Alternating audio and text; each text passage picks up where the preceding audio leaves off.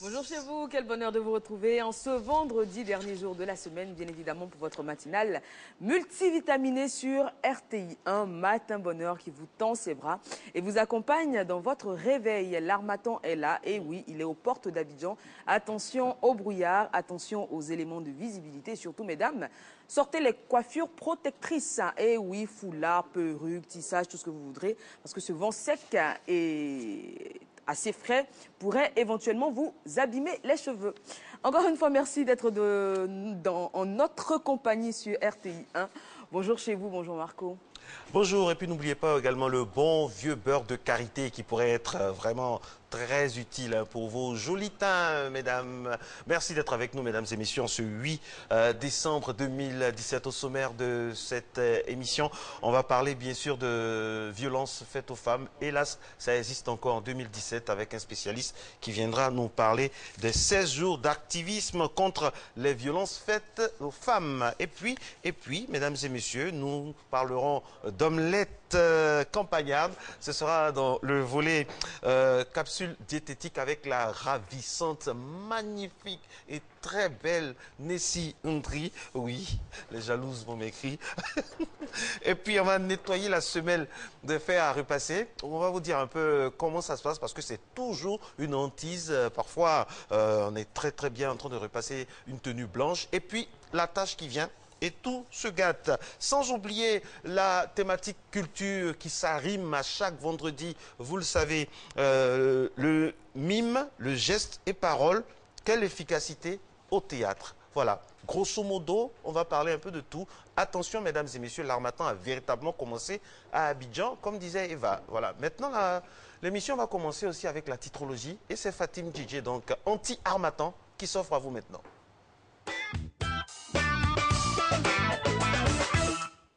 Bonjour Eva, bonjour Marcelin. Effectivement, il n'y a rien dans jalousie. Allez, tout de suite, les titres de vos quotidiens et de vos hebdomadaires en ce vendredi 8 décembre 2017. Fraternité Matin, titre donc, Alassane Ouattara lance un appel aux investisseurs égyptiens et ivoiriens. C'est bien évidemment dans le cadre du Forum Africa 2017. Autre sujet, le Premier ministre Duncan lance les travaux d'un complexe de 14 milliards de francs CFA. L'intelligent d'Abidjan maintenant va apparaître et relate son histoire avec l'ancien président ivoirien Félix Houphouët-Boigny de septembre 2003 à décembre 2017. Le père de la nation est aussi en une de l'éléphant déchaîné, vous allez le voir, mais pour un tout autre sujet, le métro d'Abidjan, un projet vieux de 40 ans, Houphouët-Boigny en rêvait et visiblement Alassane Ouattara va le faire. L'hebdomadaire affirme aussi au sujet des cartes de résidents que c'est un grand foutoir, donc nous dit la couverture. Notre voix maintenant s'intéresse à la recherche agronomique. Qui veut tuer le CNRA, donc le Centre national de recherche agronomique? Toujours à la une de Notre Voix, on apprend qu'autochtones et allochtones s'affrontent à Danané au sujet d'un conflit foncier. À la une, l'hebdomadaire féminin Go Magazine, une question existentielle. Après 2 enfants, dois-je quitter mon mari devenu impuissant? À vous de répondre. Et pour finir, l'hebdomadaire humoristique qui titre... Alors vous allez voir d'abord la une, hein, on y voit un homme assis sur un banc, ça va apparaître, patience. Et il est visiblement entouré de jeunes femmes avec des formes généreuses. Et donc la une nous dit les fesses de fin d'année approchent. C'est pas très délicat, vous l'aurez vu. Vraiment, on peut le dire. Et exceptionnellement, je vais vous montrer la une du Patriote, parue hier. J'espère qu'elle va bien apparaître. Il y a une énorme coquille à la une. Eva et Marcelin, est-ce que vous la voyez, cette coquille? Eh oui, on ne dit pas voici les nouvelles mesures, mais bien mesures. Et je ne l'avais même pas vu, pour être honnête, c'est un internaute qui me l'a fait remarquer. On va prendre des mesures. Prenons des mesures. Allez, à tout à l'heure pour la revue de presse People, puis classique. Merci. Très bien, on le sait, les vendredis, cette triple dose de Miss JJ sur ce plateau. Vous avez répondu à une question tout à l'heure. Non, pas vraiment. Cela dit, j'ai bien aimé la une de Miss, là. Ils sont toujours Elle a répondu à la question. Hein. Après deux enfants. Go Magazine, après 2 enfants dans le couple, le mari qui n'est plus... Qui est impuissant doit... Eva, on le quitte ou pas? Joker. Elle a trop de jokers dans cette émission, il y a un peu trop de jokers, c'est pas normal. Ça dit, je disais que la une de Bouche était très très drôle là, ce matin, comme à leur habitude, bien évidemment. Et pour être toujours dans ce même sillage-là concernant les fêtes de fin d'année, je lisais sur un réseau social comme ça hier que si vous avez été célibataire de janvier à novembre, ce n'est pas en décembre que vous allez vous mettre en couple. Le diable veut jouer avec vos économies. Les fesses, donc, les fesses attention aux fesses de fin d'année. Voilà. Il est temps à présent de retrouver celle qui nous donne des conseils pour avoir, pourquoi pas, des fesses fermes et bien galbées. Oui. Il s'agit du coach Karl Kadi pour la gym. Pour la fin d'année.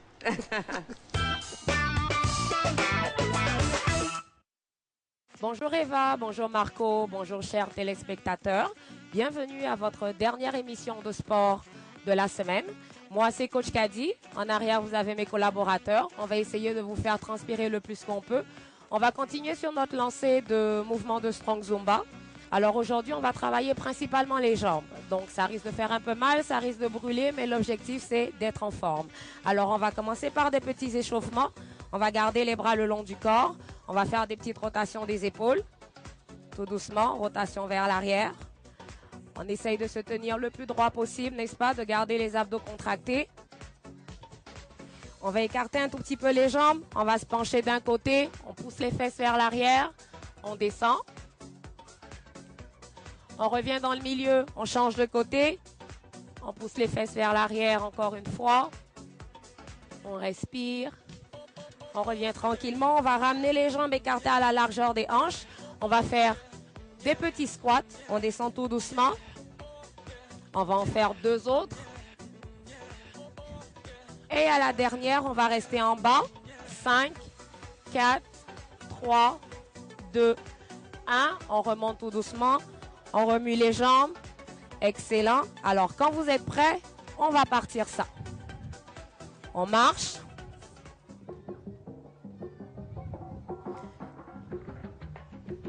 On va commencer par des petits sauts jambes ouvertes. Et c'est parti. On ramène les jambes, on repart. Tout doucement. On se réveille, n'est-ce pas? Et on continue. Pour ceux qui ne peuvent pas sauter, l'option, c'est d'ouvrir les jambes de chaque côté. Pour les autres, saute. On ouvre. Une jambe en arrière, fente arrière. Tout doucement, on tourne, squat. On revient vers l'avant, on descend. Tourne. On pense à garder le poids sur les talons le plus possible. Encore. On revient. Tourne, dernière. Et on change de jambe, on repart. On tourne. On revient. On respire, tourne. Encore une fois, descend. Revient. Une dernière. On tourne. On revient et on marche. On relâche nos jambes. Allez, c'est parti. Squat, croise, squat, croise, squat, on lève. On lève. On essaye de garder les abdos bien contractés encore une fois. On descend, on croise. On descend, on croise. On reste en bas, lève. 4 fois. Même chose de l'autre côté. Squat. Et on croise, on lève.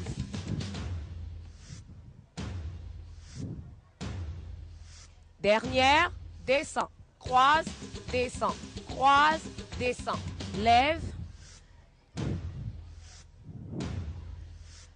Excellent tout le monde et marchez. On respire, on récupère. Merci d'avoir été avec nous. Merci d'avoir suivi votre émission. Ma semaine avec vous s'achève aujourd'hui et vous retrouverez Coach Fabrice dès le lundi. Merci et à la prochaine.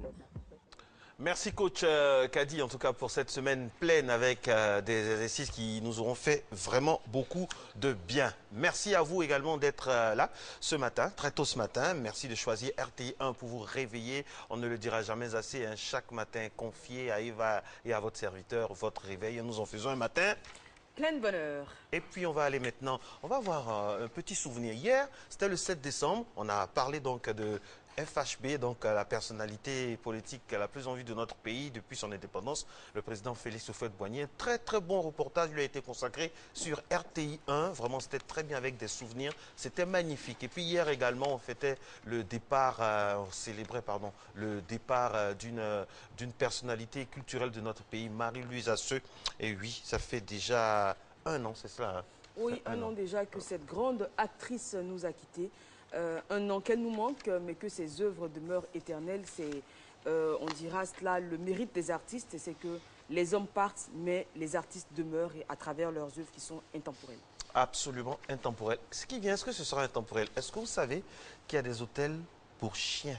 Oui, des hôtels de luxe en plus pour chiens à New Delhi, c'est en Inde. No comment, sans commentaire.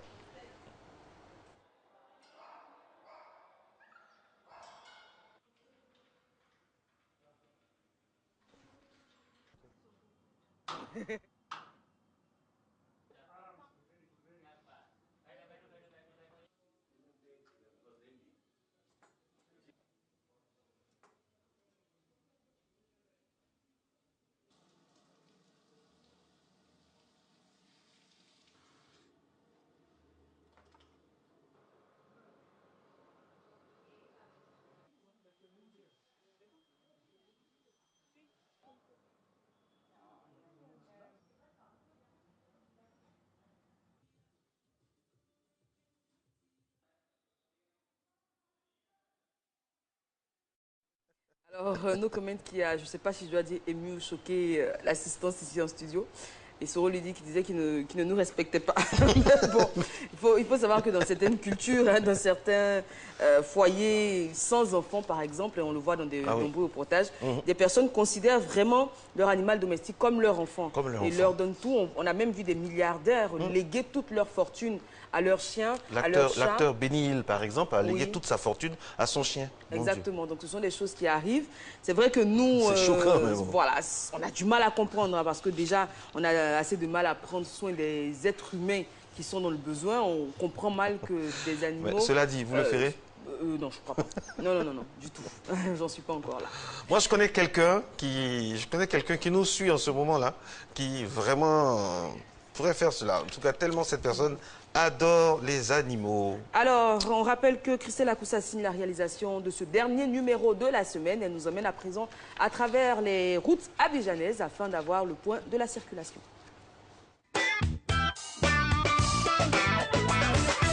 Je dirais la route abidjanaise parce qu'on a une seule image très tôt ce matin. C'est bien sûr le boulevard Lagunet qui nous montre que l'Harmattan est une réalité comme vous pouvez le constater sur ces images-là.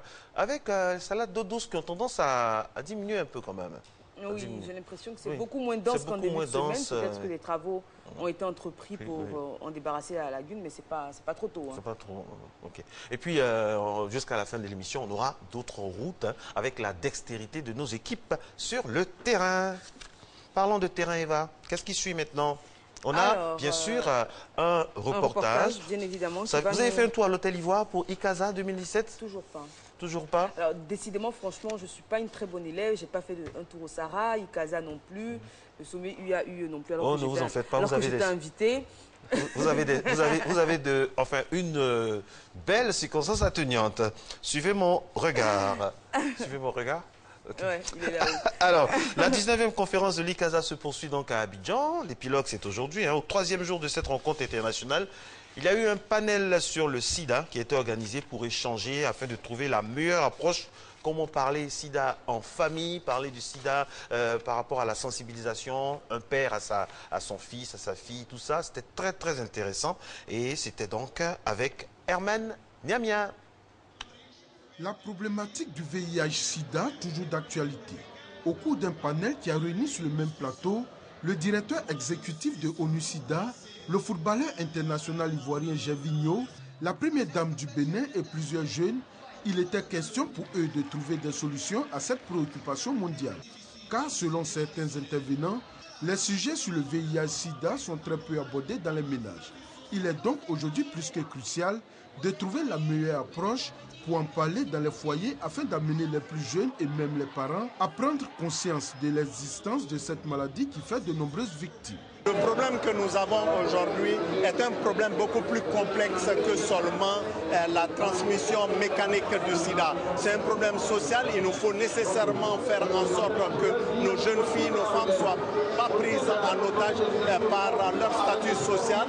Il faut une transformation sociale, impliquer les religieux, impliquer les chefs de village, les chefs de communauté, les politiques, mais aussi il faut changer notre système d'éducation pour faire en sorte que l'éducation globale à la sexualité devienne une réalité. Mais sans la jeunesse, sans l'implication de la jeunesse, on ne gagnera pas contre le sida. Ce point de vue du directeur exécutif de ONU-SIDA est approuvé par Gervinho, lui-même ambassadeur de ONU-SIDA, avant d'inviter la jeunesse à adopter un comportement sexuel responsable. Notre rôle en tant qu'ambassadeur, même avec le directeur Michel, c'est de sensibiliser les jeunes ivoiriens ou africains à prendre des précautions parce qu'ils détiennent eux-mêmes la vie. Je pense que la vie, elle est importante. Donc voilà, pour pouvoir vivre paisiblement, il faut prendre des précautions, à se protéger, à le faire. Même si on sait que c'est difficile parfois. La plupart des jeunes eux-mêmes ont pris conscience de ce fléau. Et à cette rencontre, ils l'ont clairement démontré en faisant des propositions pertinentes. La meilleure approche pour faire comprendre aux jeunes l'existence du sida, je pense que c'est l'organisation de tels événements où on regroupe des jeunes qui viennent s'exprimer. Il faudrait faire des campagnes de sensibilisation à l'école, vendre des préservatifs à l'école. Par exemple, pour l'école primaire, il faudrait parler dès le bas âge aux enfants, pour leur parler de la maladie, pour leur dire que ça existe, pour que dès là, ils commencent à se protéger s'ils veulent avoir des rapports sexuels. J'aimerais beaucoup inviter les parents, surtout les parents, pour pouvoir communiquer avec leurs enfants sur la sexualité. Et leur dire que le VIH existe. Leur dire aussi de faire beaucoup attention et d'utiliser aussi les préservatifs pour ceux qui sont sexuellement actifs et ceux aussi qui ne sont pas sexuellement actifs, qui s'abstiennent jusqu'au mariage. Oui, j'utilise les préservatifs systématiquement parce qu'il le faut. Et vu que tout le monde ne se déplace pas avec son test sérologique, on ne peut pas faire confiance à ça pour autant et on est censé utiliser le préservatif en même temps. Moment d'échange et de partage d'expériences, les jeunes se sont engagés à intensifier la sensibilisation dans leurs différents milieux afin d'amener les plus sceptiques à changer de comportement. Voilà, les jeunes et la jeunesse doivent être au cœur de la sensibilisation si nous voulons atteindre cet objectif de 90-90-90 dont parlaient donc nos invités hier sur ce plateau. Il était question de comportement sexuel responsable, Marco. Comment vous le comprenez? Un comportement sexuel responsable, c'est avoir le sens de la réalité. Quand on ne peut pas tenir, normalement c'est l'abstinence. L'abstinence, quand on ne peut pas tenir, préservatif. Personnel, ça c'est mon avis personnel. Voilà. Fidélité avant. Pardon? Fidélité? Non, je dis il faut être réaliste. Donc la fidélité n'est pas dans vos réalités? Non, je dis il faut être réaliste. Si, ça fait partie de la réalité. Mais puisque nous sommes dans un monde et que notre très chère sœur Fatim DJ a parlé tout à l'heure de fesses de fin d'année, donc il faut... Non, tout ça pour rire, pour dire qu'il faut avoir la précaution de tous les instants. Exactement. Voilà. Et être irréprochable comme les personnes sur ce plateau. Tout à fait. Modèle pour la société. Elle est installée pour la revue de presse People, c'est Fatim DJ.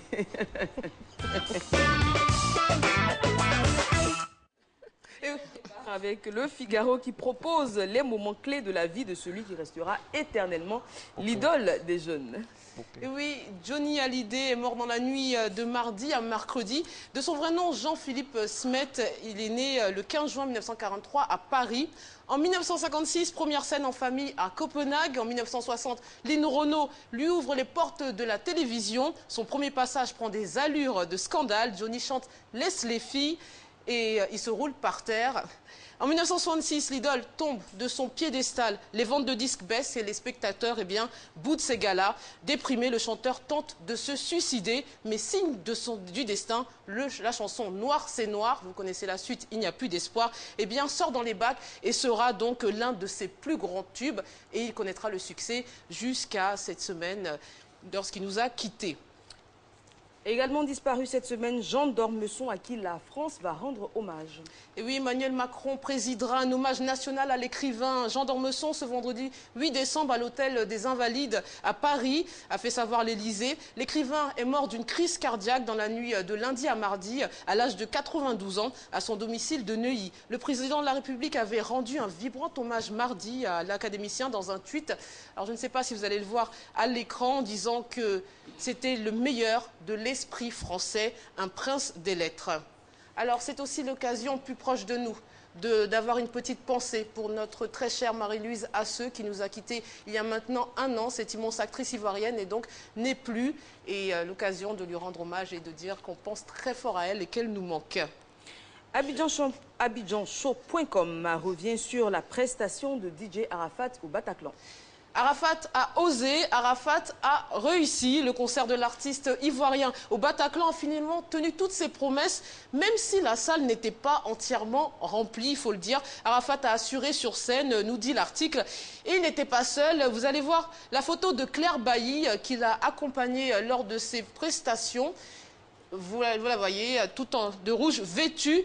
Alors, on parle aussi de Claire Bailly dans la page Papatoya de Beach. Désolée pour l'accent, qui va apparaître. Et oui, elle n'est pas du tout contente contre Serge Beno. Ce dernier l'a traité d'hypocrite depuis qu'elle a fait la première partie du concert d'Arafat au Bataclan.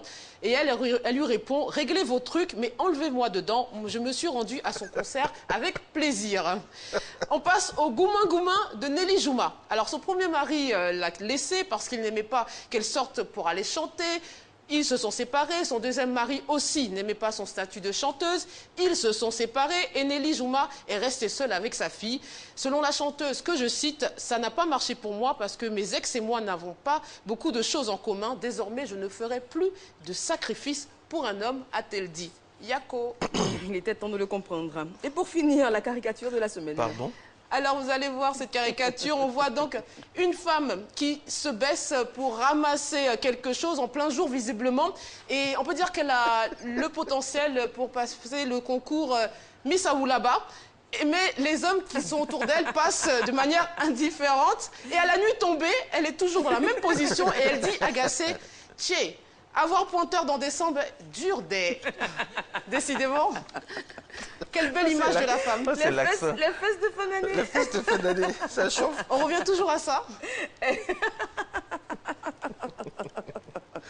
Qu'est-ce que vous avez ce matin, Fatima, avec tout ce qui est rondeur, tout ça? Franchement. Ce n'est pas moi, je ne fais que retranscrire ce que je vois. Bon, attends, je vais bien me tenir sur mes fesses et on va continuer cette émission. Merci beaucoup. Merci, Miss JJ. Alors, on vous retrouve tout à l'heure dans le cadre, bien sûr, de la revue de presse dite classique. Alors, on n'a pas oublié aujourd'hui, mesdames et messieurs, que c'est la journée mondiale du climat ou journée mondiale contre le changement climatique. Vraiment, il faut faire attention à toutes nos actions par rapport au réchauffement climatique. Tout ça, c'est une réalité dans nos pays. On ne le dira jamais assez. Nous allons aller maintenant du côté avec Nessie Ndri, c'est ça, hein, Nessie? Nessie Ndri, la ravissante, là. Vraiment, c'est la plus belle de ce plateau, toutes tendances confondues. Et je le dis, je l'assume, même si après je serai empoisonné par le regard de ma voisine. Omelette campagnarde, dégustez le menu proposé par la ravissante et sublime Nessie Ndri.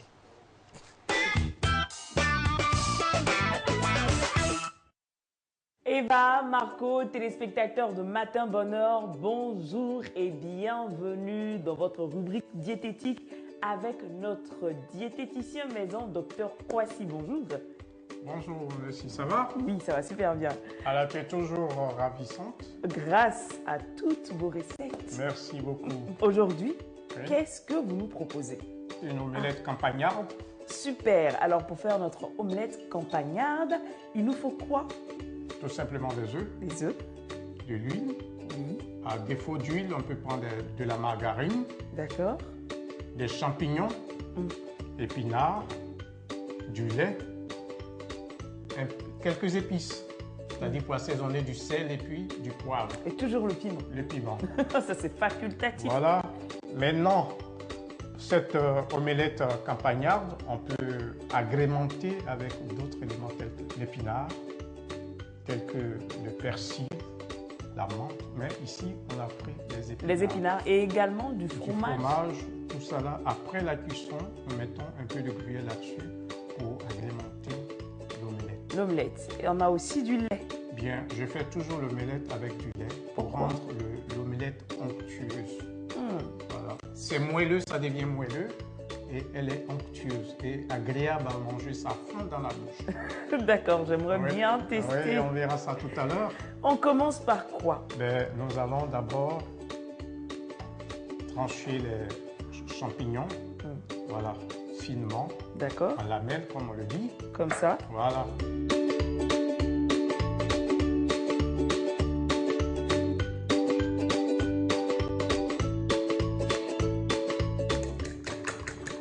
Alors, pour obtenir une bonne omelette, il faut savoir battre l'œuf correctement. Plus l'œuf est bien battu, plus on obtient une belle omelette. Voilà. On va ajouter du lait. Du lait.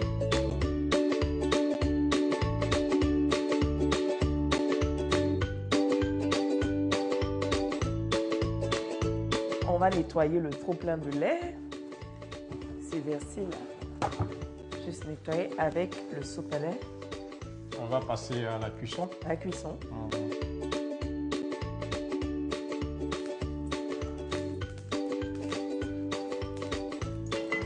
On ajoute les champignons. Les champignons.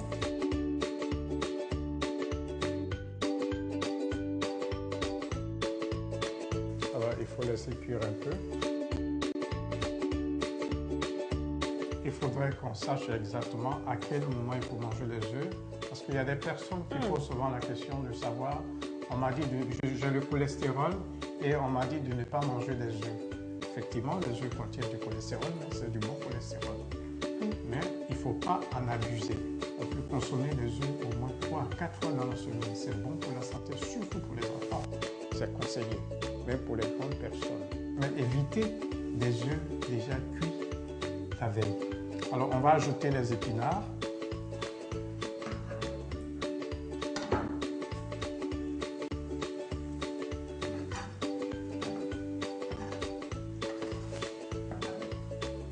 Voilà.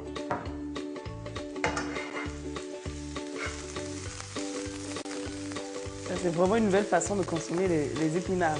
Les enfants aiment bien les omelettes avec les épinards. Pour les enfants qui refusent de manger des légumes, il faut toujours incorporer les légumes dans ce genre de préparation. Voilà, ça permet aux enfants de consommer. D'accord. Alors, on va verser notre omelette.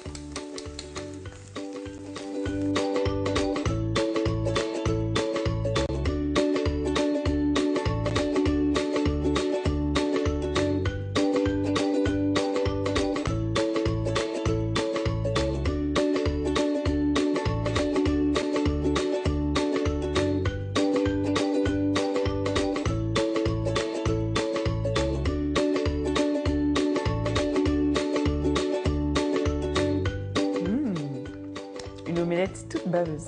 Oui. Elle a l'air tellement délicieuse et l'odeur qui remonte à moi. On peut faire des omelettes sous toutes ces formes. Et c'est un repas vraiment rapide. C'est un repas délicieux et puis en même temps nourrissant. Alors, on va déguster. On va déguster. Voilà.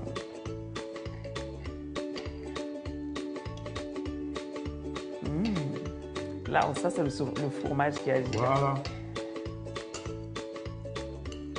Voilà. Avec du pain. Avec du pain. Oui.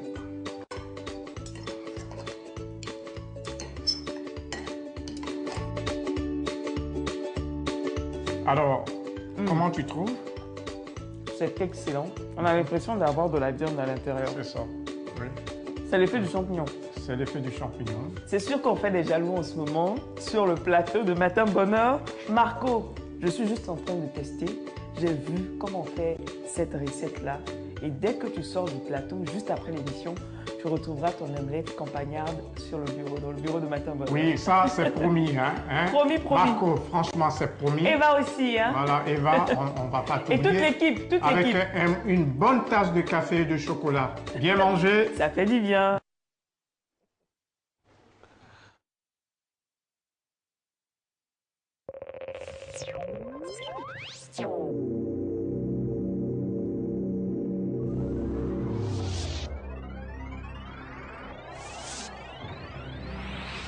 Visite historique du Premier ministre Amadou Gon Coulibaly à Sassandra, dans la région du Boclé. Le ministre Philippe Légré, président du conseil régional du Boclé, l'honorable Basile Frébo, député de Sassandra, et M. Claude Roger Abenou, maire de la commune de Sassandra, invitent les fils et filles de la région du Boclé à assister à la cérémonie de pose des premières pierres du débarcadère et du nouveau marché de Sassandra par son excellence Amadou Gon Coulibaly, Premier ministre, ministre du budget, chef du gouvernement. Ce vendredi 8 décembre à 9h, population des départements de Sassandra et de Fresco, venez saluer les actes de développement du gouvernement et rendre un hommage mérité au président de la République, son excellence, M. Alassane Ouattara.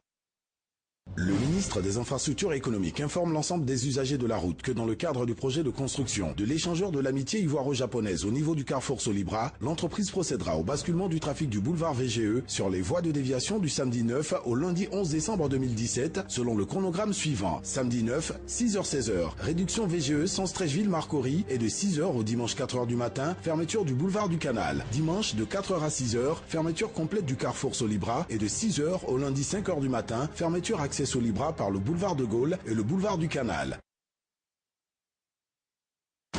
Dessous Bakayoko en concert live, vendredi 8 décembre 2017 à 20h au centre culturel de Fergué, samedi 9 décembre à 20h au centre culturel de Katiola, samedi 16 décembre à 16h au complexe d'Anyama, dimanche 17 décembre à 16h au centre culturel d'Abobo. Artistes invités, Yola et Sairabi. Infoline 07 91 26 62 40 03 30 85.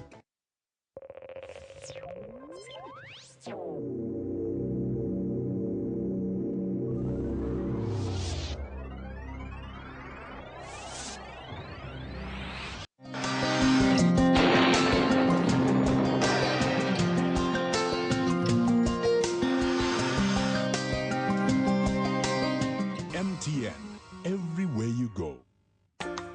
Mesdames et messieurs, bonjour. La matinée sera sous un ciel chargé de fines particules de poussière dans la partie nord. Par ailleurs, la bande centrale connaîtra des réductions de visibilité suite au brouillard. Avec le lever du soleil, ce phénomène se dissipera pour donner un ciel nuageux. Le littoral verra de nombreux passages de nuages bas suivis d'averses matinales par endroits. Température prévue pour la matinée, nous aurons 24 degrés à Abidjan, à Diaké 24 degrés, Bondoukou 22 degrés, la ville de Boaké marquera 22, il fera 21 degrés à Daloa, Dimbokro 22 degrés, Gagnoa 22 degrés, Korogo 20 degrés, Montmarquera 22 degrés, la ville de Diané marquera 21 degrés, San Pedro 24 degrés, les villes de Sassandra et Tabou 23 degrés et Yamoussoukro 25 degrés. L'après-midi sera perturbé dans la partie nord avec de fortes concentrations de poussière sur le nord. Le ciel sera trouble dans ces régions. En descendant vers les régions plus au sud, le ciel sera un peu influencé par des poussières en altitude et sur le littoral, les nuages seront encore nombreux avec quelques pluies par endroits. Les températures prévues pour l'après-midi, nous aurons 31 degrés à Abidjan comme à Diaké. La ville de Bondoukou marquera 34, il fera 34 degrés également à Boaké. Daloa 32 degrés, Dimbokro 34 degrés, 32 degrés sur la ville de Gagnoa, Korogo 34, Moa affichera 32 degrés, Odiéné 34 degrés. Les villes de San Pedro et Sassandra marqueront 32 degrés, il fera 30 degrés à Tabou et Yamoussoukro 33 degrés. Très belle matinée à toutes et à tous.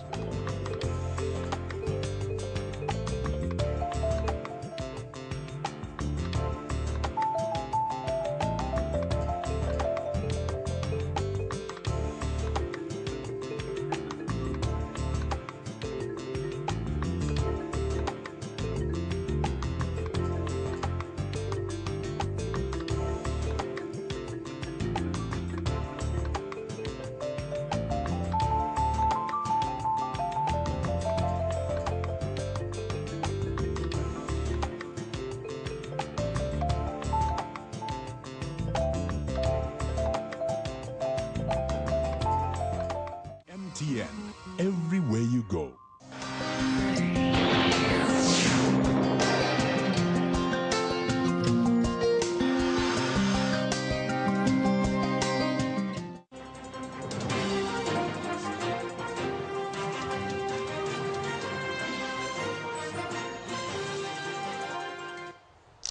Bonjour mesdames et messieurs, bienvenue dans ce 6h30.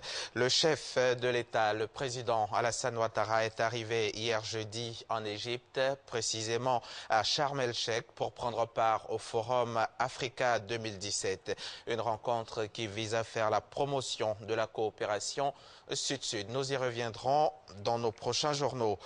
Les députés ivoiriens veulent savoir ce qui se passe dans la filière café-cacao. Pour ce faire, ils ont invité le ministre de l'Agriculture à se prononcer sur des questions liées à la filière, la fuite du cacao ivoirien vers les pays limitrophes, l'utilité du conseil café-cacao, etc. Autant de sujets sur lesquels le ministre de l'Agriculture a apporté des éclaircies. Le compte-rendu de Michel Digré. Question orale avec débat sur la filière café-cacao. L'initiative est du groupe parlementaire Vox Populi et c'est le député Martin Mbolo qui plante le décor de l'exercice. Le groupe parlementaire Vox Populi voudrait évoquer avec vous, monsieur le ministre, outre le problème de la rémunération des agriculteurs, ceux relatifs, 1. à la quantité non négligeable de notre production de cacao qui prend la direction de certains pays limitrophes, 2. au Conseil café-cacao. 2 heures pour convaincre le ministre de l'Agriculture se prononce sur les interrogations des députés. On leur a expliqué que la fuite du cacao vers les pays limitrophes est un phénomène qui est connu dans un sens comme dans l'autre. Et que si on fait le point, très souvent, il y a eu plusieurs années où le cacao du Ghana est plutôt venu vers la Côte d'Ivoire. Mais fort heureusement, nous avons maintenant une convergence, non seulement de vue entre les deux pays grâce aux deux chefs d'État, mais aussi nous avons décidé d'aborder de commun accord le marché international pour mieux peser sur le prix international, ce qui va permettre d'éliminer cette disparité de prix entre les deux pays. S'agissant de l'importance du conseil café-cacao dans la filière, le ministre Sangafoua rassure. Ils ont bien noté que c'est grâce au conseil du café-cacao que nous avons enregistré les bons résultats des 4 dernières années et que c'est grâce justement à cette réforme qu'il y a un prix stable désormais qui est servi aux producteurs. Les députés sont également satisfaits des éclairages apportés sur d'autres sujets liés à la filière. Quand il a abordé la question des fonds de réserve qui, selon la rumeur, cet argent n'a pas été utilisé entièrement. Tout à l'heure, vous avez vu qu'il a expliqué que c'est un fonds qui a été réactivé, mais qui ne pouvait pas vraiment suffire à tous les niveaux.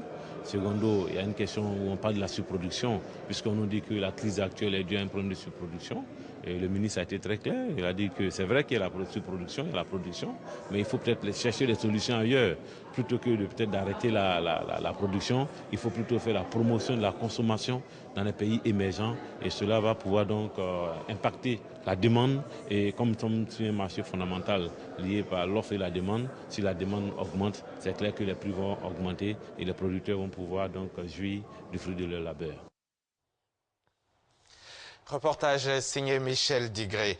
Les acteurs de l'industrie ivoirienne de la noix de cajou et les institutions financières se sont réunis hier matin à Abidjan pour un forum de 2 jours sur l'accès au financement dans la transformation du cajou. Ce forum organisé par le groupement des industriels du cajou de Côte d'Ivoire, le GICCI, en collaboration avec l'Alliance africaine pour le cajou ACA, veut contribuer à une meilleure connaissance du secteur de la transformation de la noix de cajou par les établissements bancaires en vue de faciliter l'accès au financement et augmenter le taux de transformation par les entreprises locales. Les précisions de Cheikh Koné.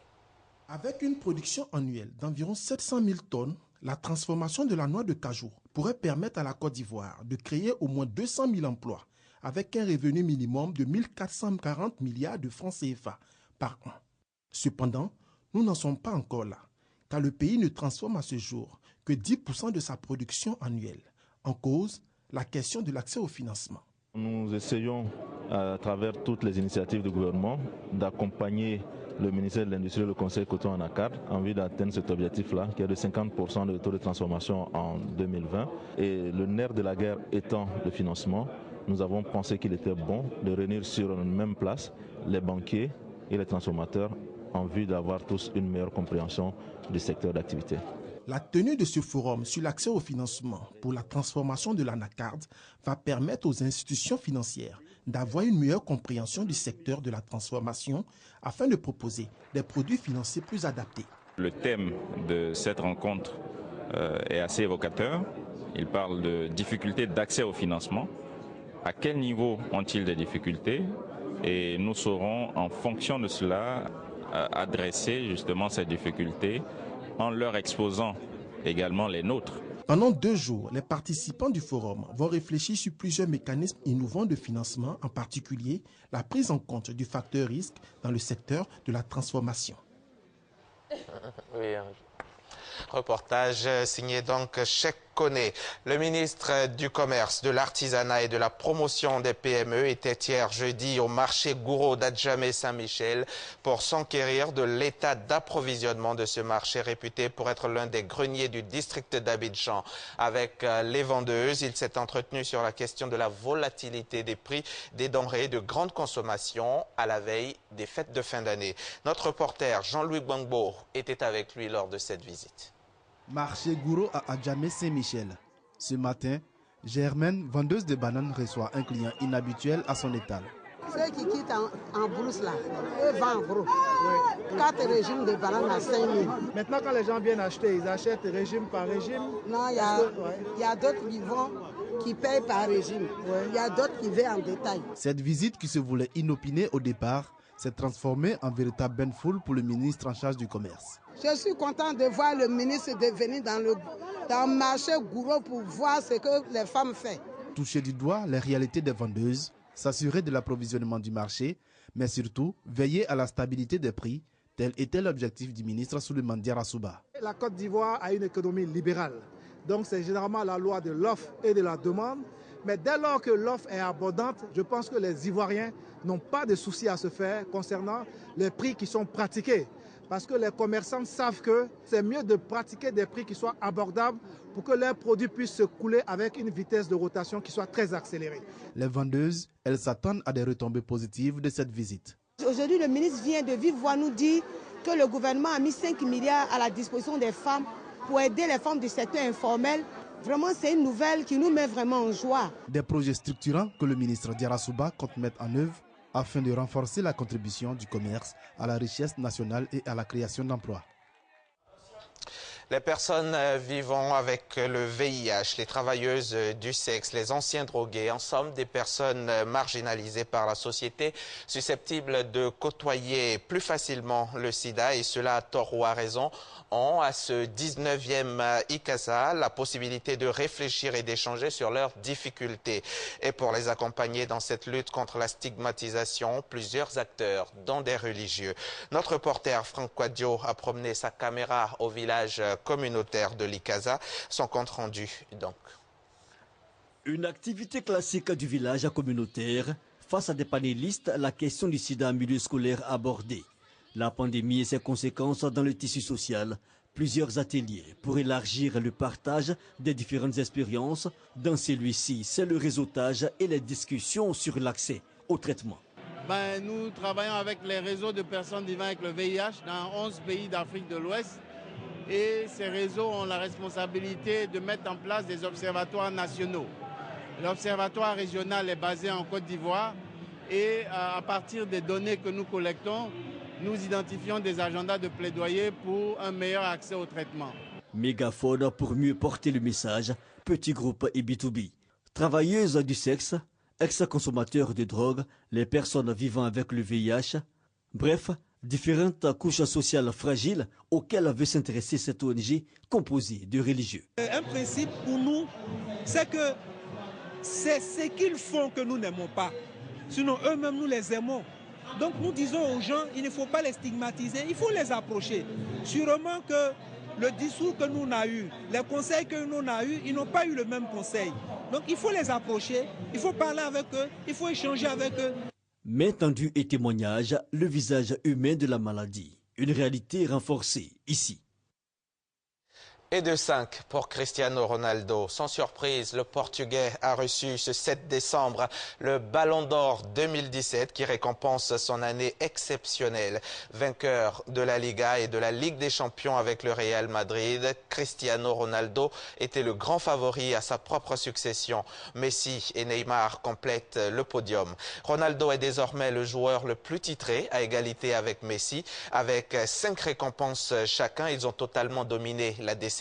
Et cela pourrait encore durer. Les ogres Messi et Ronaldo en ont encore sous le pied, à moins qu'un certain Neymar vienne perturber ce duel. La Coupe du Monde par équipe de taekwondo s'est achevée le mercredi 6 décembre dernier, ici même à Abidjan, au Palais des Sports de Treichville. Les équipes ivoiriennes, masculines et féminines ont terminé à la 3e place, synonyme de médaille de bronze pour les 2 équipes nationales. La Chine, elle, a arraché l'or chez les dames quand les Iraniens montaient sur la plus haute marche du podium chez les hommes. Le point avec Oda Legbe, RTI Sport. Après 2 succès devant le Niger et la Chine, la Côte d'Ivoire, au niveau des hommes, a buté 44-73 face à la Russie en demi-finale. Chez les dames, la seule victoire sur les États-Unis n'a pas suffi. Elles ont aligné 3 défaites par la suite. Le bronze, la médaille décrochée donc par les équipes ivoiriennes et les équipes marocaines. Cissé étant blessé n'a pas pu être là avec les garçons. Et sans compter à Nice, Georges, on a eu plein de blessés et la Côte d'Ivoire termine sur les 2 podiums 4e. Donc je pense que c'est un résultat à prendre. Devant des Coréennes hésitantes, les Chinoises n'ont pas tremblé. Elles dominent le combat 49-42. La Chine est sacrée championne du monde 2017. Chez les hommes, l'Iran avait aussi pour adversaire la Corée. Les Iraniens, mieux affûtés, ont enlevé le gain de la partie sur le score de 55-39. Comme en 2013, la Côte d'Ivoire a été au-delà des attentes de la World Taekwondo Federation. Et c'est à sa manière que Maître Bomba Cheikh Daniel a exprimé sa satisfaction. Une compétition expérimentale de combat par équipe mixte a été respectivement remportée par la Chine, la Russie et la Corée. Et puis, actualité internationale pour refermer ce journal. Une centaine de blessés sont à déplorer hier jeudi dans des manifestations dans les territoires palestiniens et à Jérusalem. Des milliers de Palestiniens sont descendus dans la rue pour exprimer leur colère après la reconnaissance de Jérusalem comme capitale d'Israël par le président américain Donald Trump. Ce vendredi est aussi une journée sous tension. Elle pourrait donner lieu à des affrontements entre manifestants et forces israéliennes à l'issue de la prière hebdomadaire. On disait sa récente élection au poste de sénatrice un rempart aux ennuis judiciaires. En Argentine, la justice a ordonné hier l'arrestation de l'ex-présidente Cristina Kirchner. La mise en examen et la demande de détention de Cristina Kirchner font suite à l'accusation qu'avait lancée contre elle le procureur Alberto Nisman peu avant sa mort mystérieuse en janvier 2015. Nisman avait alors accusé l'ancienne présidente d'entrave dans l'affaire de l'attentat contre la mutuelle juive Amia qui avait fait 85 morts en 1994. C'est la 4e mise en examen de l'ancienne présidente. Les 3 autres correspondent à des affaires de corruption. Merci de nous avoir suivis. Merci Hamza. Merci Eva, merci Marcella. Diaby, qu'on retrouve aux 13h aujourd'hui. Tout à l'heure, oui. Demain. Dimanche. Et encore lundi. Et la semaine prochaine. Vous sponsorisez la chaîne, au fait, en matière d'information. C'est bien. Bien, bon courage à vous. Merci. Dans quelques instants, donc, Fatim Djidje sera de retour pour la revue de presse classique, on dira. Et puis, notre invité, Yacouba Doumbia, qui parlera des 16 jours d'activisme contre les violences faites aux femmes, est déjà dans ce studio. Il sera installé dans quelques minutes à peine. Pour l'heure, Fatim Djidje nous propose sa sélection d'articles de presse pour aujourd'hui. Elle sera plus sage cette fois.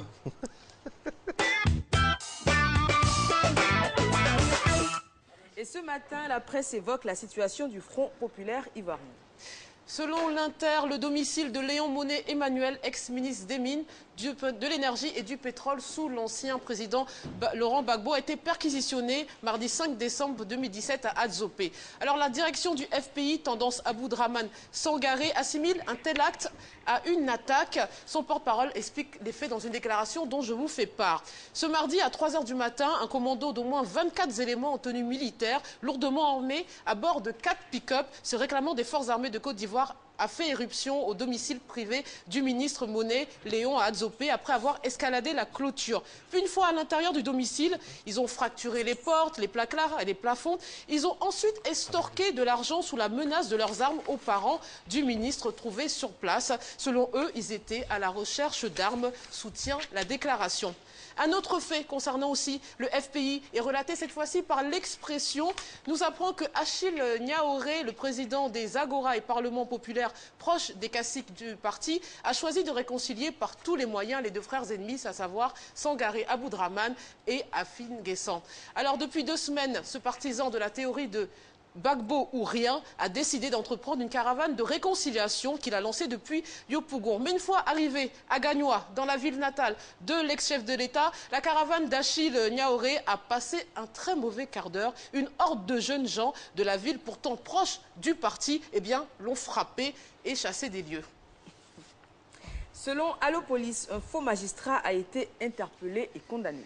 Et oui, et c'est Kwadio Kra qui était à la barre ce 27 novembre pour avoir pris 500 000 francs aux parents d'un détenu de la Maca. Il a fait croire à ces derniers qu'il était magistrat et qu'il pouvait donc libérer le parent détenu. Lors de son procès, la juge l'interroge. « Vous dites que vous êtes magistrat ?» Le prévenu, tête baissée à la barre, est resté muet à cette question. Elle relance, « C'est vous qui aidez les gens ici? Vous êtes avocat ?» a-t-elle interrogé la procureure. Alors, incapable de répondre, Kwadio Kra a été condamné à 1 an de prison à la Maca, en espérant qu'il ne tombe pas sur celui qui l'a floué. Et Jeune Afrique revient sur le voyage de Johnny Hallyday en Afrique. Nous sommes en mai 1968. Johnny Hallyday est en Afrique pour sa 3e tournée sur le continent. Elle doit le mener à Dakar, Niamey, Ouagadougou, Kinshasa, Yaoundé et Fort Lamy, qui est l'actuel N'Djamena. Mais au Cameroun, Johnny Hallyday sera expulsé après avoir frappé dans une bagarre le ministre centrafricain de la fonction publique qui se trouvait là. À l'AFP, il livre sa version des faits. Il nous dit « Un type que je ne pouvais évidemment pas connaître a dit des choses désagréables à notre sujet, notamment parce que nous avons les cheveux longs.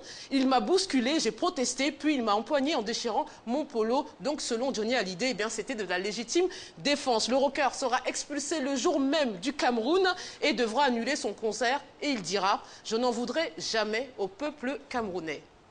Et pour l'insolite, un exemple à ne surtout pas suivre. Et ça se passe en France. Un tout jeune conducteur, voulant fêter cette bonne nouvelle, a décidé d'aller dans un bar à vin. Et en rentrant chez lui, il est tombé sur les militaires. Il n'a pas voulu s'arrêter à un simple contrôle de police. Il s'est retrouvé avec 1,39 g d'alcool dans le sang. Le précieux et tout nouveau sésame a été expédié à la préfecture qui va le suspendre en attendant, bien sûr, sa convocation devant le tribunal. On ne le dira jamais assez. Boire ou conduire, il faut choisir. Exactement. Merci. Et puis, Miss Djedji, on vous retrouve dimanche, comme tous les dimanches, sur Radio Côte d'Ivoire pour Ailleurs dans le monde. Tout à fait. Et ce dimanche, on parlera bien évidemment de la guerre au Yémen qui dure depuis 2 ans et puis l'assassinat de l'ex-président. On reviendra aussi sur les velléités sécessionnistes au Cameroun. Et puis, on parlera bien évidemment de la décision de Donald Trump sur Jérusalem. Tout ça, c'est dimanche à 9h05 sur 88.00. Voilà. Bon week-end à tous. Enfin, le marathon est terminé. Ça y est. Titrologie, revue de presse, people, revue de presse classique. Ça y est, je suis libéré. Oui, libéré. Délivré. Merci Fatima, on vous retrouvera. Ne pavoisez pas trop vite, on vous retrouvera lundi, toujours à la tâche. Merci à vous également. Si c'est maintenant, c'est seulement maintenant que vous nous prenez en marche, vous êtes sur RT1 en direct, en intégralité, en inédit, avec Eva Mani et Marcelin Govoy. Et nous sommes très heureux d'être en votre compagnie. La suite de ce rendez-vous, c'est bien sûr astuces et conseils. C'est comme ça tous les vendredis. Aujourd'hui, nous allons, à l'instar des autres jours, parler d'un problème, de petits soucis comme ça du quotidien. Par exemple, comment faire pour nettoyer la semelle d'un fer à repasser? Tout un programme. Regardez.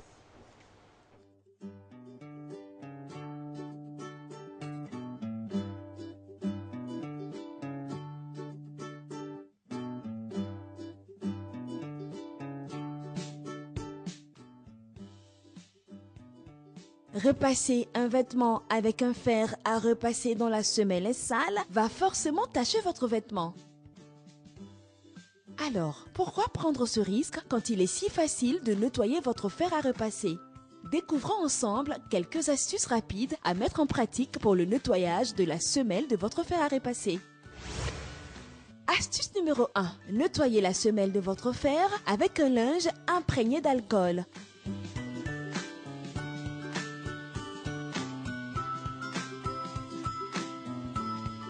Passez ensuite un linge humidifié d'eau.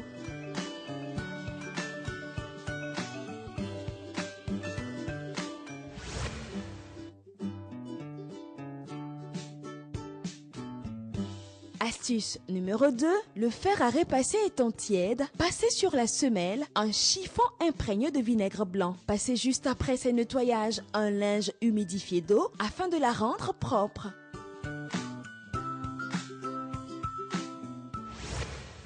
Astuce numéro 3. Lorsque votre fer à repasser est tiède, frottez sur la semelle des lamelles de bougie. Imbibez un chiffon d'eau savonneuse et nettoyez la semelle de votre fer à repasser.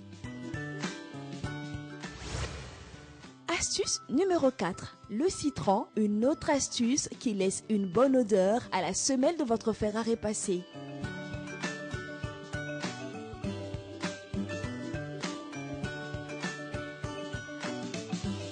Imbibez un chiffon doux de jus de citron et nettoyez la semelle de votre fer à repasser. Appliquez l'une de ces astuces que nous venons de vous proposer et donnez de l'éclat à votre fer à repasser. Wow. Voilà, pratique, des astuces très très pratiques. Vous qui aimez repasser, beaucoup repasser. Oui, oui, c'est une de mes passions, on va dire. Repasseuse en chef. Exactement, donc ce sont des petits soucis comme ça qu'on a au quotidien, on ne sait pas toujours comment s'en débarrasser. Et puis vous voyez qu'avec des méthodes très simples, de la cire de bougie ou encore du jus de citron, on arrive à rendre son fer à repasser nickel chrome, comme si on venait de l'acheter. Et c'est simple comme Simplice. Exactement, et clair comme Clarisse. Voilà, ce sont les prénoms de mes deux parents. Eh oui. Notre invité est installé, M. Yacouba Doumbia, directeur cabinet adjoint du ministère de la Femme et de la Famille. C'est ça. Merci d'être en notre compagnie. On parlera avec vous aujourd'hui des 16 jours d'activisme contre les violences faites aux femmes. Ces 16 jours d'activisme ont démarré depuis le 25 novembre. Prendront fin donc le 10 décembre à venir. Et ce sont des jours d'activisme sur le genre. Qu'est-ce que ça implique? Merci. Bonjour à tout le monde. Bonjour à toute la Côte d'Ivoire. Alors nous sommes effectivement en plein dans la campagne d'activisme contre les violences à l'égard des femmes et des filles. Vous savez, c'est 16 jours. Quand vous comptez bien, du 25 novembre au 10 décembre, ça fait 16 jours. Et ces 16 jours sont consacrés pas à des actions de routine, mais à l'activisme. Parce que nous sommes dans une campagne, nous l'avons appelée la campagne nationale. Donc à l'instar de toutes les autres campagnes, même les campagnes électorales, ça demande beaucoup d'actions et de visibilité sur le terrain. C'est pourquoi nous faisons l'effort d'abandonner nos bureaux, des directeurs de cabinet, pour venir à vous, venir à toute la population pour donner des messages forts. Voilà. Mais cette année, je pourrais parler rapidement du thème. Le thème que nous avons retenu cette année porte sur le mariage des enfants. Vous voyez, le mariage des enfants fait partie des violences à l'endroit des femmes. C'est pourquoi nous disons que c'est une violence fondée sur le genre ou basée sur le genre, de l'expression genre dans le titre de l'activisme de toutes les années. Voilà. Alors, est-ce que vous avez des chiffres? Parce que nous, ici, à Matin Bonheur, est-ce que vous avez des chiffres, des pourcentages par rapport au taux de mariage des enfants en Côte d'Ivoire? Est-ce que c'est légion? Est-ce que c'est... Il faut tirer sur la sonnette d'alarme? Alors, je pense que nous ne pouvons pas vraiment combattre un phénomène efficacement sans nous référer souvent à des chiffres, mais sans tomber forcément dans le fétichisme des chiffres. Parce que les chiffres font partie souvent des contextes. Pour les mariages des enfants, je voudrais donner juste 2 chiffres majeurs. En Côte d'Ivoire, selon l'enquête de démographie et de santé de 2012, nous avons compris 2 choses. 12% des filles ont été obligées de se marier avant l'âge de 15 ans. 12%. Mais 30% des filles de 18 ans sont déjà en mariage. Disons 36%, 36% pour être plus juste. 36% des femmes mariées avaient 18 ans avant de se marier. Eva, je vous vois. Voilà. Oui, je suis... la question que je vais vous poser, c'est vous avez dit qu'il ne faut pas exclure le contexte. Et c'est dans un certain contexte culturel. C'est vrai que certaines régions sont beaucoup plus touchées que d'autres. J'imagine qu'il faut associer à cela les chefs traditionnels, les chefs religieux, faire de la sensibilisation parce que ces personnes-là ne pensent pas toujours à mal en faisant ces mariages, vu qu'eux-mêmes ont été victimes, on dira, et trouvent la situation normale. Bien sûr. Alors, vous savez, les violences, de façon générale, les violences faites aux femmes et aux filles, notamment le mariage des enfants, font partie des pratiques traditionnelles ou des pratiques culturelles néfastes au développement et l'épanouissement des femmes. Alors nous avons scellé un pacte, le ministère de la Femme, de la Protection de l'Enfant et de la Solidarité a scellé un partenariat très fort avec les partenaires nationaux et internationaux, mais surtout les guides religieux et les leaders communautaires. Depuis 2014, il y a un grand engagement qui a été signé solennellement par les imams, les prêtres, les chefs, disons les représentants. Cet engagement solennel nous aide aujourd'hui à dire que les chiffres, certes, sont de 2012, mais beaucoup de choses ont été faites sur le terrain en termes de sensibilisation pour comprendre que quand on aime un enfant, ce n'est pas pour le donner ou la donner en mariage, c'est pour l'amener à aller à l'école, à se développer dans un environnement sain et très sécurisé pour son avenir. C'est donc 16 jours d'activisme. Vous avez essayé de ratisser large, faire en sorte que tout le monde puisse être autour de ce thème-là. Je vois déjà sur le thème, les chefs traditionnels disent non au mariage des enfants, mariage d'enfants, tolérance zéro, la place de la jeune fille est à l'école, stop au mariage des enfants. Qu'est-ce que vous rencontrez comme problème concret sur le terrain par rapport à ces problèmes, à la mise en œuvre effective de la politique de tolérance zéro? Qu'est-ce que vous Alors je pense que nous avons plusieurs acteurs sur le terrain. Vous voyez, nous avons le ministère de la Femme, ou disons d'autres ministères, comme le ministère en charge de l'Éducation, le ministère de la Justice, mais nous avons également les ONG. Les ONG aident l'État à développer, à faire comprendre des messages sur le terrain. La difficulté majeure, c'est qu'on n'arrive pas souvent à se rendre compte de tous les cas. C'est-à-dire, on est souvent informé au moment. Pour le jour J, j'allais dire le jeudi. Le jeudi, nous sommes informés la matinée qu'il y a une mariage qui doit se faire l'après-midi. Donc voilà, donc nous recourons à la force légale, régalienne, pour interdire ou intercepter, en tout cas stopper ce genre de pratiques-là. Mais alors si nous avons des communautés qui sont très actives sur le terrain, qui nous aident à dénoncer, à même anticiper, nous pouvons filer rapidement ou en tout cas retracer les auteurs et puis anticiper. Parce que l'essentiel, c'est de prévenir la pratique. Voilà, on ne pourra pas suffisamment réprimer, mais il faut toujours prévenir parce que c'est lié aux habitudes et les habitudes ont la peau dure. Et être là au bon moment surtout, pour éviter. Être là au bon moment. Et quand on parle de mariage des enfants, il ne faut pas omettre ou occulter le fait que cela s'accompagne très souvent de violences, violences sexuelles, violences conjugales, parce que ces petites filles, bien évidemment, ne comprenant pas ce qui leur arrive, sont très souvent réfractaires aux assauts de ces hommes âgés qui deviennent par la force des choses leur mari et cela... leur bourreau en même temps. Leur bourreau en même temps. Alors, c'est vraiment une très bonne analyse. C'est une très bonne analyse que vous venez de faire. Marier un enfant de façon précoce, c'est la porte ouverte à plusieurs autres violences. Parce que le mariage, ce n'est pas seulement l'acte sexuel, qui est déjà suffisamment traumatisant pour cette petite fille. Mais vous voyez, le mariage, c'est aussi une union entre deux personnes consentantes, mais qui doivent s'asseoir, réfléchir et discuter de l'avenir de leurs enfants. Mais figurez-vous, l'homme a 40 ans, sa femme, entre guillemets, a 12 ans. En a 12, il n'y a pas de discussion, il n'y a même pas de négociation de rapport sexuel, il n'y a pas de discussion au niveau de l'avenir des enfants. Et nous pensons que ce n'est pas vraiment son mari, c'est son bourreau. C'est son bourreau, comme on a dit. Bourreau. Merci beaucoup et on espère que le message va porter et que toutes les couches sociales vont vraiment s'arrimer à ce programme très intéressant là, du ministère de la Femme, de la Protection de l'Enfant et de la Solidarité qui était représenté sur ce plateau par son directeur de cabinet adjoint. Merci beaucoup à vous, M. Yacouba Doumbia. Merci. Nous souhaitons un très très bon week-end. Merci beaucoup. Et merci la de rester campagne n'est fidèle pas à terminée. La campagne continue. Absolument. Et nous comptons beaucoup sur les médias et la d'activisme communication. sur le genre. Voilà. Bonne suite Merci. de campagne à vous. Merci à vous, mesdames et messieurs. Dans quelques instants seulement, nous allons connaître l'épilogue de cette émission. Et vous le savez, vendredi, c'est culture. Le thème est ainsi libellé. Le mime, le geste et parole. Quelle efficacité au théâtre. Nous aurons le grand plaisir, donc l'insigne honneur d'avoir sur cette scène de Matin Bonheur, Fargas Assandé, un artiste comédien parmi les plus talentueux et les plus efficaces de sa génération. Ça fait plaisir de le revoir. Il est devenu maintenant un grand voyageur. Et puis on aura également M. Glouendi, donc spécialiste mime, très intéressant. Ne ratez pas. Mais avant, passage obligé, la pub.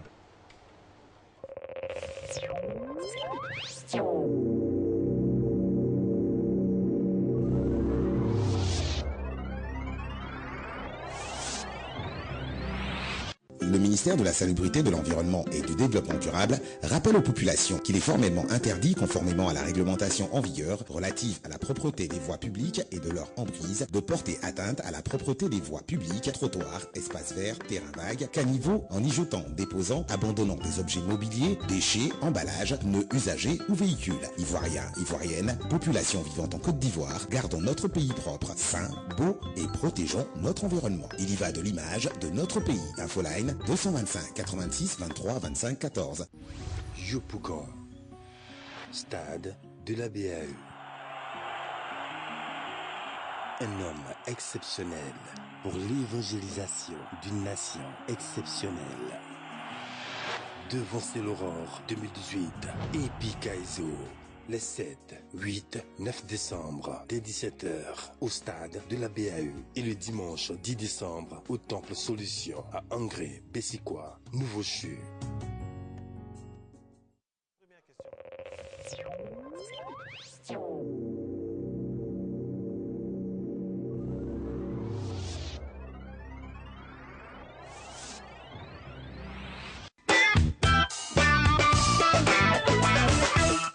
Jingle vous l'a annoncé, nos invités sont installés. C'est la déjà culture, oui. Le week-end a commencé pour vous, vous dansez? Ah non, le thème s'annonce très très enrichissant. On a commencé un peu la conversation sur ce plateau avec nos invités. Donc, monsieur Assandé Fargas, comédien, metteur en scène, bonjour. Bonjour. Et puis, bien sûr, monsieur Glouendi qui est là, qui est mime. Bonjour monsieur, Bonjour. Soyez le bienvenu. On parlera donc aujourd'hui de théâtre, bien évidemment. On parlera de mime, de gestes et de paroles. Mais bien avant, je vous invite à suivre cet élément qui devrait nous éclairer. Le théâtre est-il limité à la parole? La parole permet la formulation de nos pensées par l'utilisation du langage pour communiquer avec autrui. Cependant, elle ne passe pas que par des mots, mais aussi par une gestuelle, des signes visuels propres à chaque culture. L'exemple du théâtre, avec la mise en scène d'une situation de double communication entre les acteurs et entre le public. Comment comprendre ce qui n'est pas dit sur scène, ce qui est sous-entendu jusqu'à faire naître des émotions? Le théâtre est théâtre parce que devant il y a un public et le public voit un acteur. Donc déjà un acteur sur scène se présentant à un public, le théâtre est né. Le théâtre, c'est jouer la comédie, faire rire les gens. C'est ce que moi j'appelle théâtre. Le théâtre, c'est une mise en scène de manière directe qu'on fait souvent. C'est la mise en place d'une pièce théâtrale. Le théâtre a donc connu une évolution au cours du temps. La parole a fait place au silence et cette appellation, le mime, est un art qui cherche à se faire connaître en Côte d'Ivoire. Le mime, qu'est-ce que c'est? Pour dire simplement, le mime est un genre théâtral d'abord. C'est déjà un genre théâtral. Et l'expression principale du mime, c'est l'attitude et le geste. Voilà. Alors, l'objectif du mime, c'est quoi? C'est, à travers l'attitude et le geste, amener le spectateur à imaginer l'univers qui lui est présenté. Donc, le mime pousse le spectateur à se faire, à se représenter un spectacle, à se représenter une situation, à se représenter une vie. Donc, le mime a un impact sur l'imaginaire du spectacle. Silence ou parole, chaque représentation véhicule un message et a son importance pour séduire le public. La différence entre le mime et le théâtre, c'est qu'avec le mime, bon, on fait les gestes, mais c'est sans parole. Mais avec le théâtre, il y a les gestes et avec la parole aussi. C'est beaucoup plus précis. Bon, selon moi, le théâtre, c'est d'abord une mise en scène, quelque chose qui a été écrit, selon moi. Mais le mime, c'est essayer d'interpréter quelque chose qui est déjà connu, c'est mimer. Sans le langage verbal, le théâtre est silencieux et devient du mime. On comprend alors que tout est langage au théâtre. Que ce soit les mots, les gestes, les objets, en un mot, il n'y a que la parole. Et même si le théâtre est parole, mais c'est aussi autre chose. Je fais du mime, je viens sur un plateau, on me présente un autre mime, au lieu de présenter mes images. Ça a déjà commencé, c'est ce qui est bien. Oui, voilà. Il a déjà commené, M. Glou-Glouendi, il est passionné. Quand vous discutez avec lui, vous êtes transporté et c'est toujours un plaisir de l'avoir. Rebonjour à vous, messieurs. Nous allons commencer donc par M. Glou-Glouendi. Donc, il est mime. Alors, attitude, geste, amener le téléspectateur ou le spectateur à imaginer l'univers qui lui est proposé. Cette définition-là vous sied? Ben écoutez, elle est théorique. Moi, ce que je fais est pratique. Alors, si vous voulez, je vous fais une petite démonstration. Si cela oui, avec la permission de la réalisatrice, allez-y. Alors, si je fais par exemple que j'ai envie de manger... Oui, il y a le mime, mais il faut rester dans la lumière aussi. Oui, venez un peu plus. Et puis vous mettez face à la caméra. Voilà. Hein? Alors,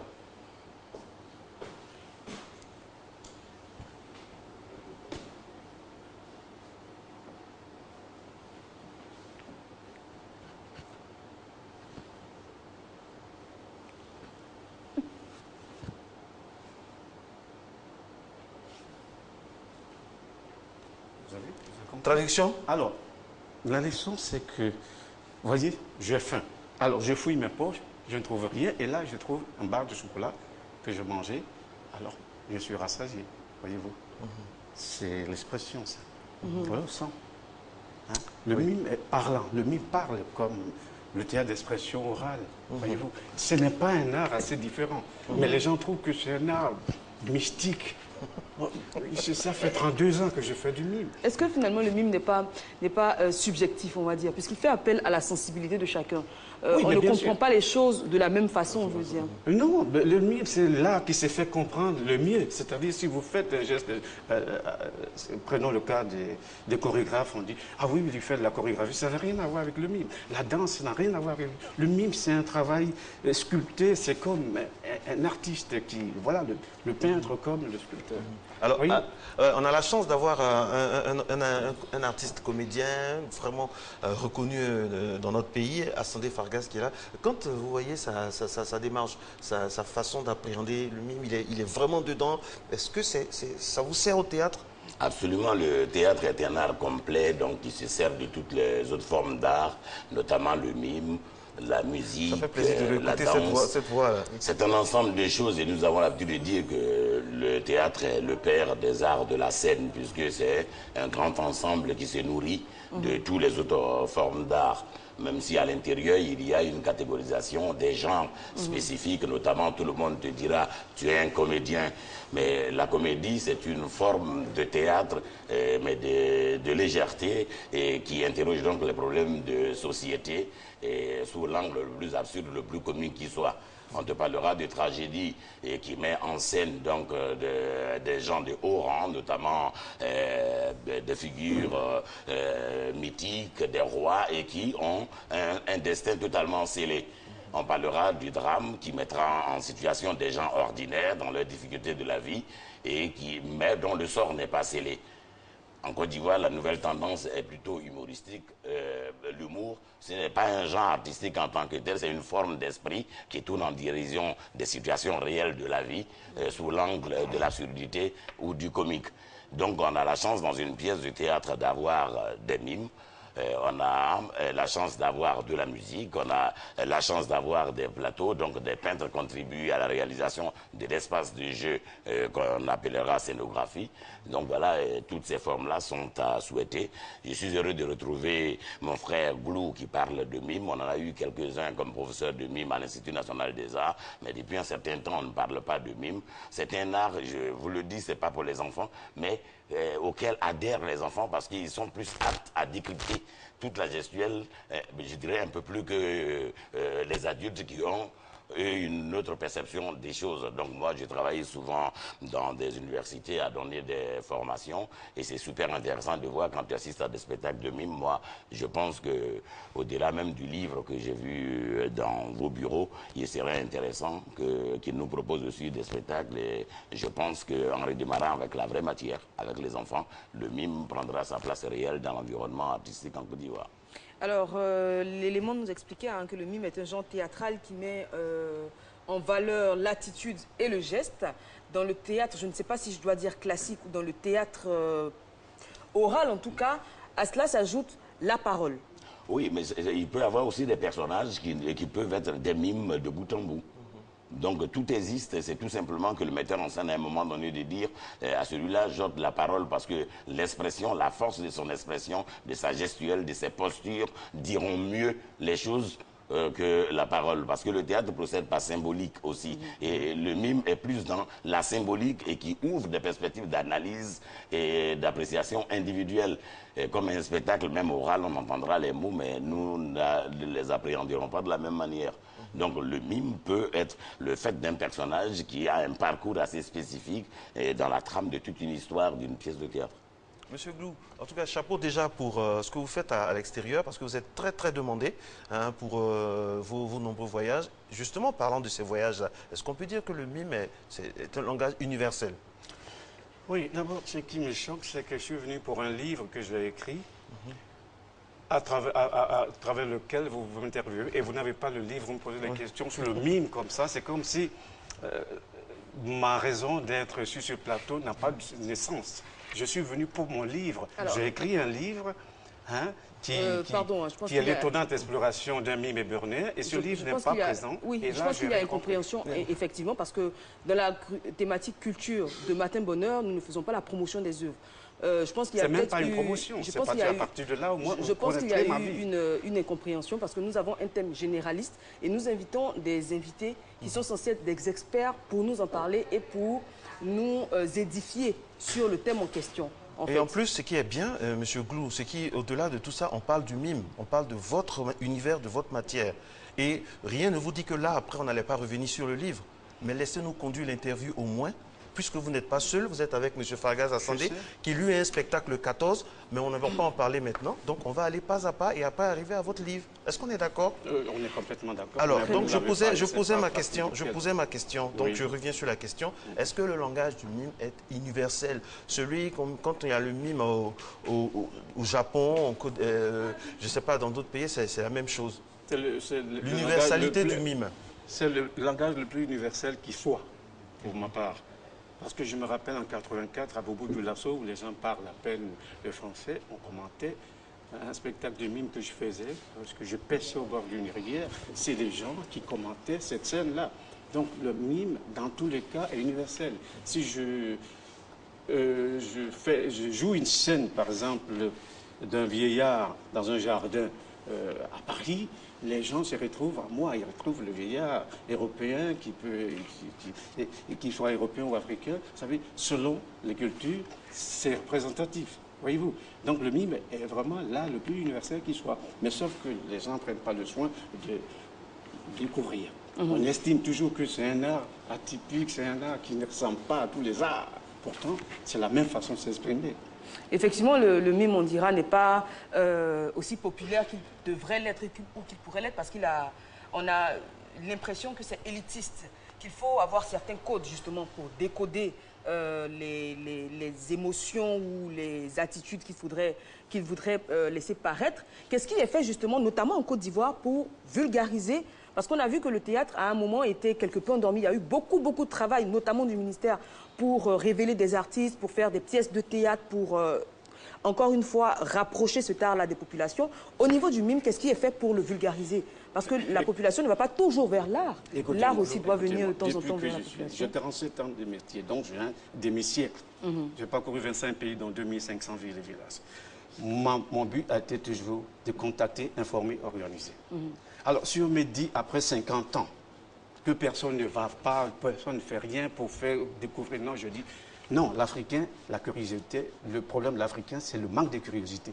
Tu fais quelque chose, l'Africain ne va jamais te poser la question. Hein? Tant que ce n'est pas lui, il ne s'intéresse pas. Hein? Qu'est-ce que soit le média? En 85, il y a 32 ans, je fais du mime dans 90% des établissements scolaires d'Abidjan.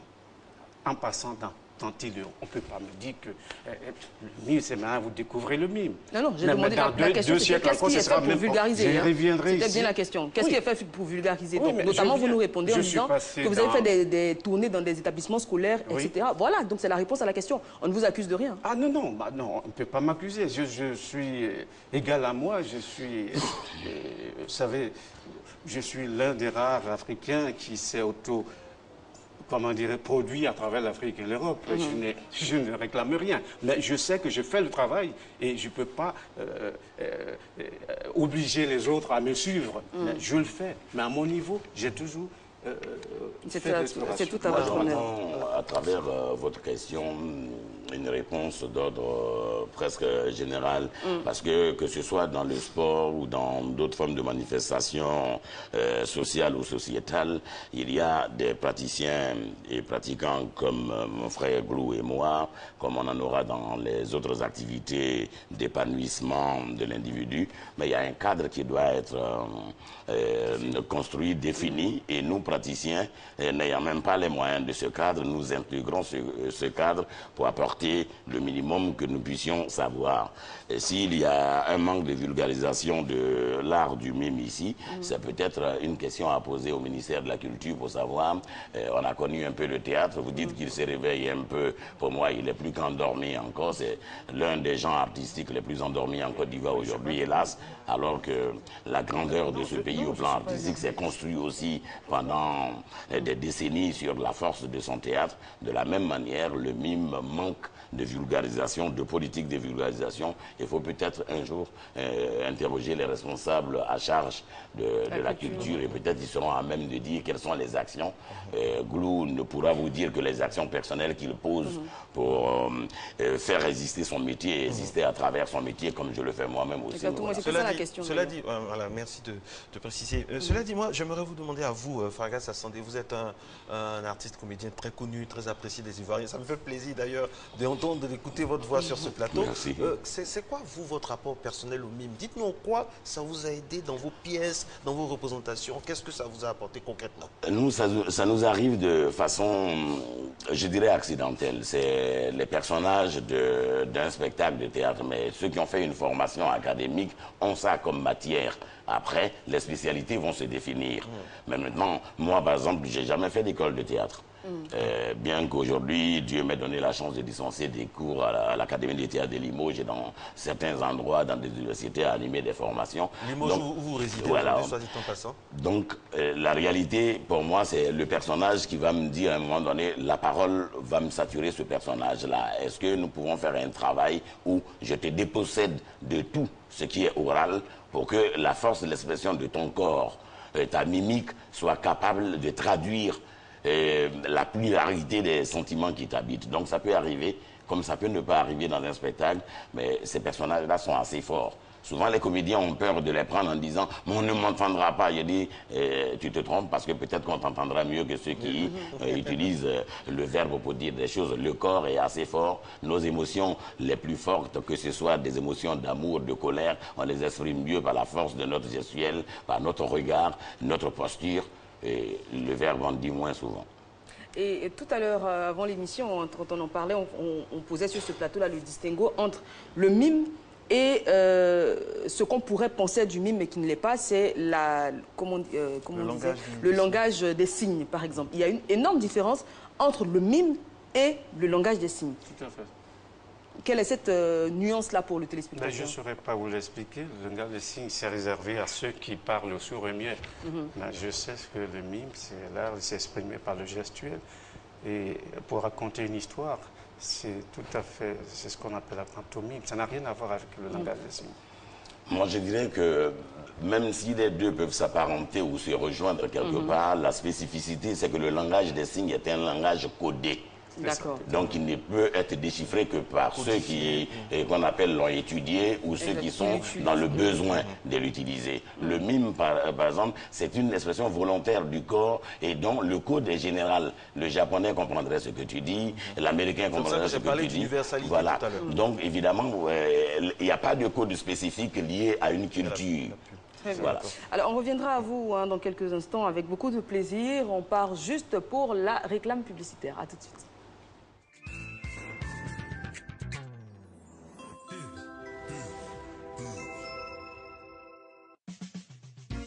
C'est reparti pour les 15 jours du paille. Venez nombreux du 28 novembre au 16 décembre, de 8h à 17h au plateau ex-place de la Sorbonne. Faites de bonnes affaires et retrouvez vos pailles préférées à prix fou. Uniwax, Vlisco, Woody.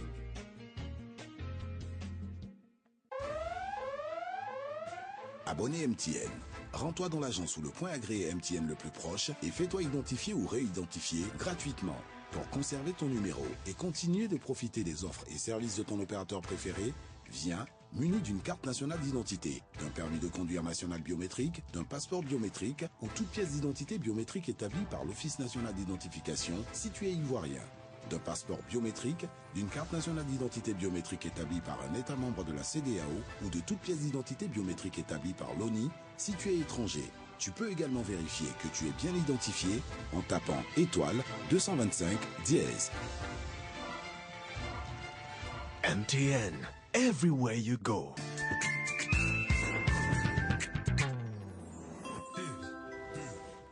Sur le plateau, mesdames et messieurs, pour ce débat passionnant sur le mime, avec ou sans livre, ou avec ou sans prestation.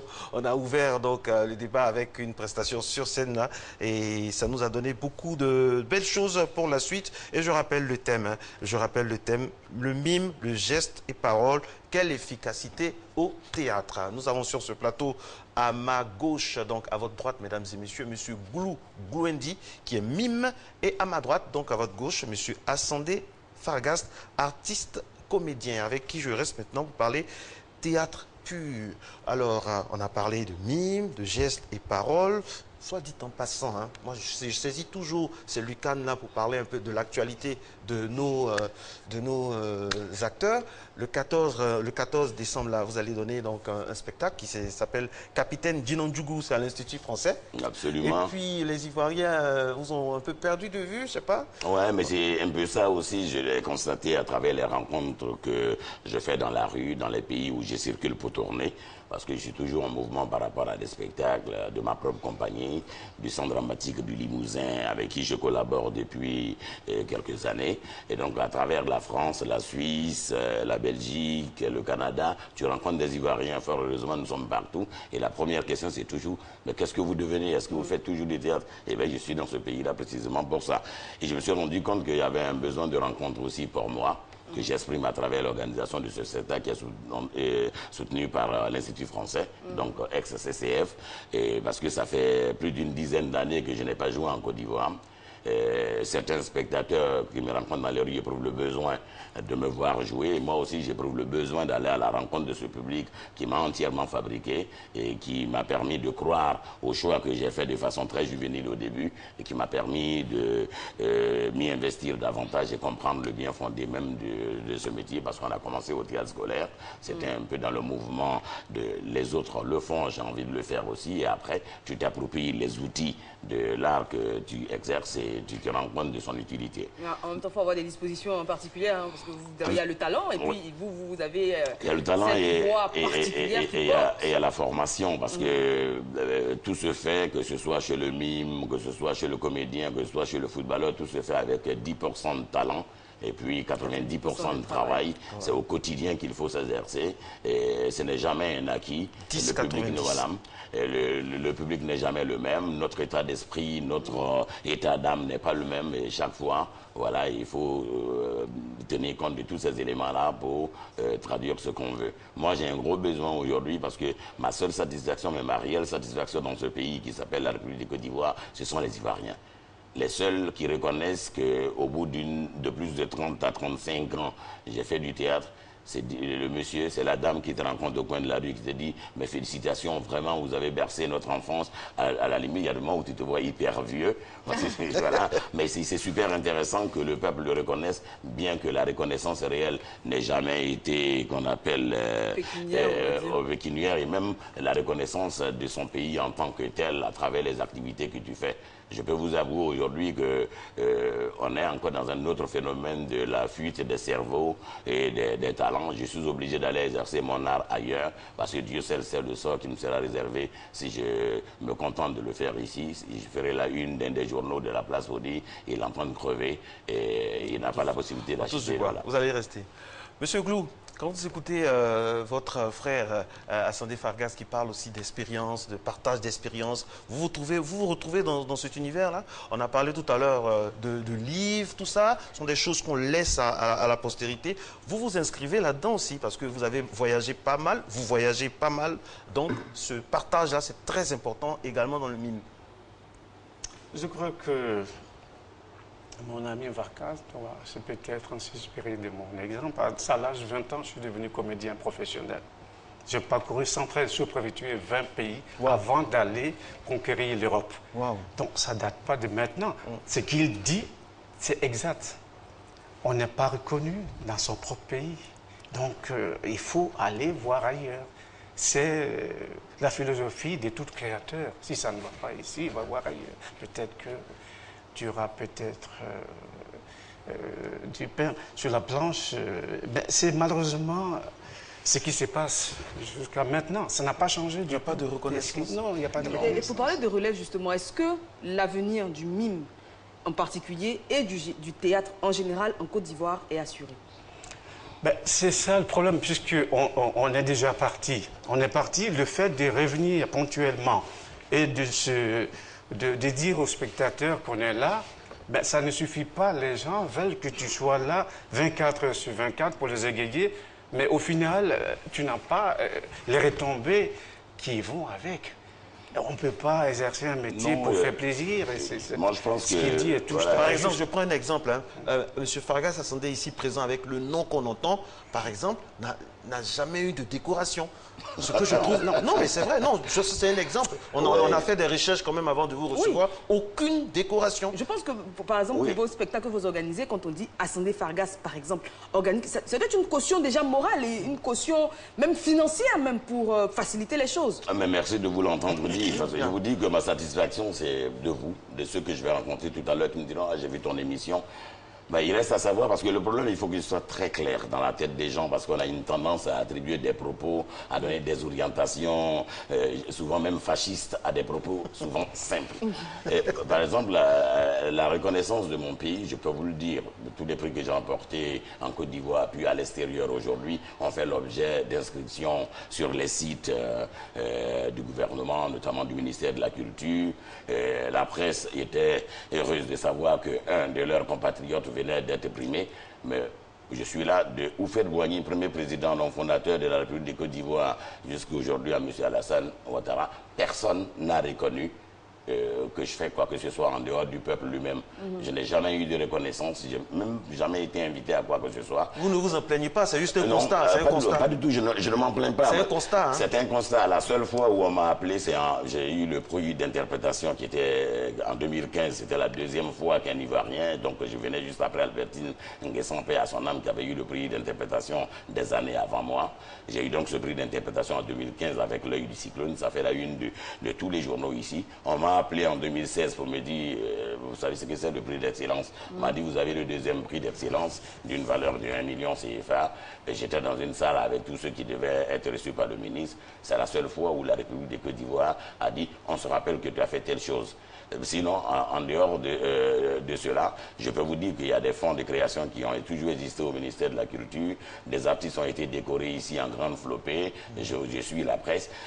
Je défie quiconque. L'administration est une continuité.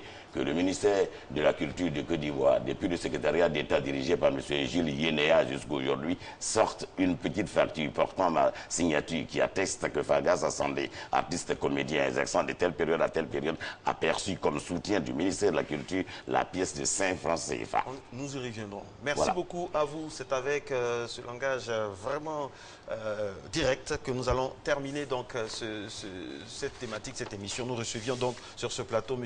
Glouglouendi, mime. Un petit mot peut-être pour le 14, une petite invitation pour oui, le c'est le 14 décembre, exceptionnellement. Voilà, le 14 décembre, Capitaine Dinandjougou, voilà, le générique est déjà... Splendeur et lassitude du capitaine Dinandjougou. C'est suivre la trajectoire d'un de nos anciens combattants qu'on appelait tirailleurs sénégalais, pour voir ses bonheurs et sa joie d'avoir soutenu la France, mais aussi la déchéance où il périt, et son soutien et son reconnaissance. On va aller le soutenir. verve, et puis également, n'oubliez pas le livre, hein, ça faut dire, le livre de notre invité, Glouglouendi, c'est un voyage dans l'univers du mime. Félicitations à ces deux personnes-là qui font la fierté de la Côte d'Ivoire à l'extérieur. On est très très heureux. Et on va terminer cette émission avec cette citation de Cristiano Ronaldo, 5 fois Ballon d'Or, qui dit « La meilleure personne à qui je me compare chaque matin, c'est moi-même ». Bon week-end. Excellent week-end.